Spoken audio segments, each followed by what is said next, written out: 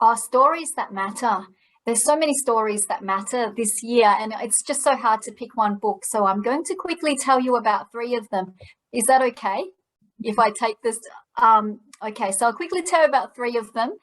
The first one is Yumiko Kadota's Emotional Female, which is about the career of a brilliant young female surgeon that was derailed by a lot of sexism, a lot of misogyny, bullying, and just extreme overwork. And that book gave me a lot of insight into our primary health carers at this time. The other book that really moved me on a personal level by another Australian author is Amani Hayder's The Mother Wound, which is about Amani when she was pregnant with her first child. Her father killed her mother in a very violent and terrible way. And this was her way of dealing with the aftermath and the court case. And she's a lawyer herself as well. And this is one of the most compelling and heartbreaking reads I've read all year. And the final book, which complements Amani's book and Yumiko's book, is published by my own publisher. And it's a book called Car Crash by Lek Blaine, who is a young Queensland writer. And you might have seen the article a couple of years ago where a group of boys got into a car, too many boys in one small car, and crashed it. And it's about the aftermath of this car crash and the idea of masculinity that we have.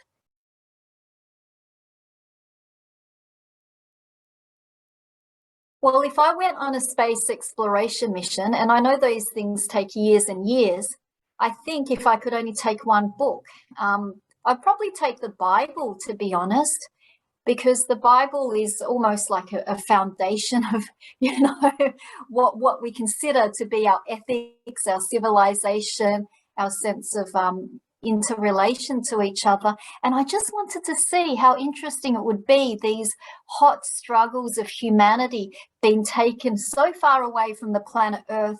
Would we see these things differently from a different vantage point when we see our planet, not magnified, but reduced to a tiny speck? So that's the book I'd take with me, I think. Oh, it's completely full of stories. Yeah. And you can read it so many times and not get sick of it because there's more stories. So I have such great memories of libraries, and I can remember my very first library because I grew up in Braybrook, where there was no library for books, but there was a tall library for men so that they would not get aggressive towards their family members. And I don't mean this in jest, I don't make fun of this. There's a tall library in Braybrook which served an important function. So when Footscray Library opened, and Footscray is only 15 minutes from Braybrook where I grew up, this became the hub of our social and dating life for a lot of Asian Australians and Indian Australians and, the friends with whom I went to school. This is where I was handed my first love letter. And as I got older in my 20s, this was actually the place where I wrote a lot of my first book, Unpolished Gem, in the Footscray Library. So this library has a very special place to me, the library along Paisley Street. Because they had good desk spaces where people would leave you alone. And, the house was noisy at home as well.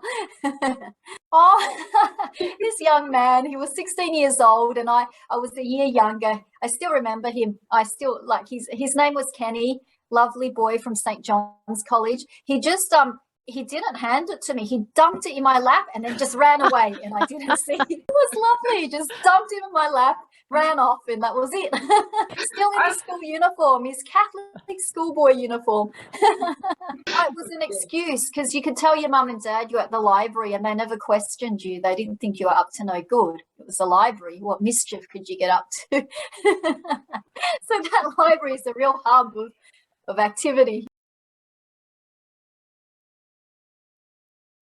Oh, yes. There's a book that I connect with, and as librarians, you all know the book I'm talking about. It's part of a series, and I connect with it childhood because I read it as a child, and then when my sisters were children, because they're significantly younger than me, I read it to my sisters, and then when I had my own children, I read it to my son, and it's Ramona Quimby.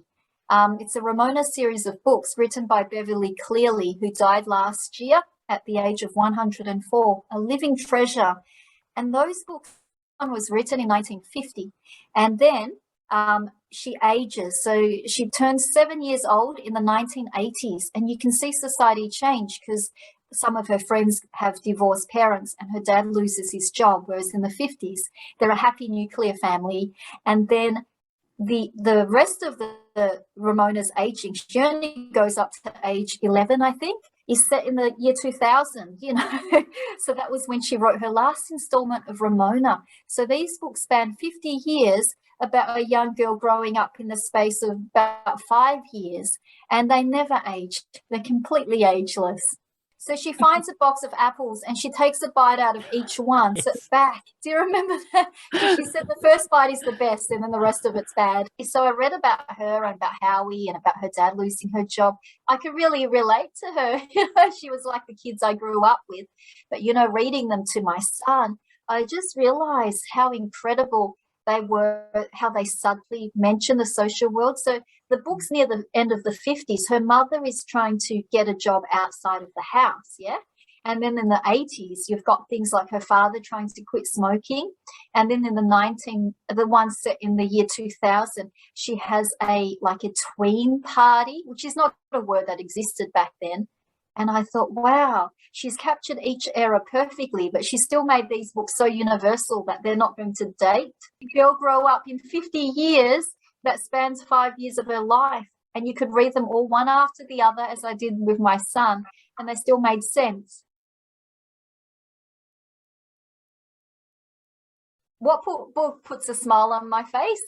And can I tell you why? This is a really juvenile one, but back when I was growing up as a kid, in primary school, there was a series of books which were so rude and so taboo that the kids who had these books, you know, would go behind the bike shed and would read them.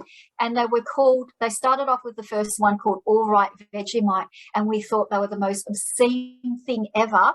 And they had poems like this, and I can remember them off the top of my head to this day.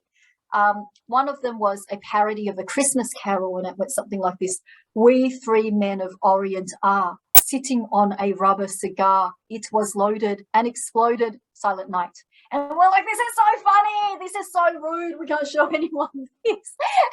And I read back over these as an adult. This is quite lame. There's no swear words in it. This is really sweet. Captain Underpants now. My son thinks they're so rude and so funny. And I like making him believe they're really rude and funny, as I reckon my teachers did with us. They're like, oh, these books are so bad. They're so rude. Like, oh, we're so naughty. You know, when they're quite okay. You know?